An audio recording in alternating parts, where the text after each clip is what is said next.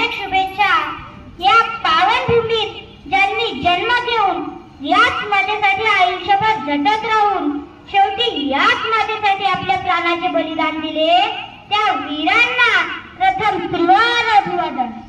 आज खंत एवढीच आहे की ज्या घरात शिंपी राहतो त्या घरात शिवणकाम करणारा मुलगा जन्म घेतो, विणकराच्या घरात विणकाम करणारा मुलगा जन्म घेतो, कुंभाराच्या घरात मातीची मडकी तयार करणारा मुलगा जन्म घेतो।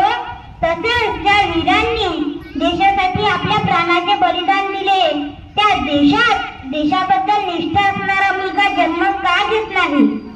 आज भारत माता की म्हणताना जय म्हणण्याची सुद्धा आपण इतरांकडून अपेक्षा करतो, तर ज्या वीरांनी देशाचा पूर्ण आयुष्यभर विचार केला त्यांची आपण स्वातंत्र्य दिनाच्या या पर्वानिमित्त आठवण करतो।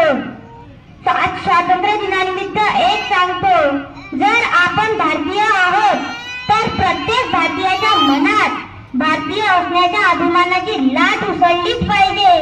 कारण भारतीय असणं साधारण नाही, संपूर्ण देशाचा नाही, राज्याचा नाही, जिल्ह्याचा नाही, तालुक्याचा नाही, फक्त आपल्या गावातून सुरुवात करा।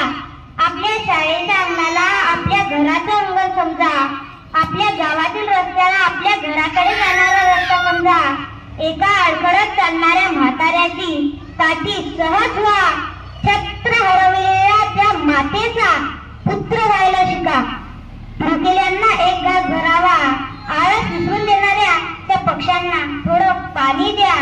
चला शेवटी जाता जाता एकच सांगतो, भारत हा आपला देश आहे अशी भावना न ठेवता भारत हा फक्त माझा देश आहे अशी भावना सर्व भारतीयांनी उरात बाळगावी। India is not only our country, India is not only our country but also India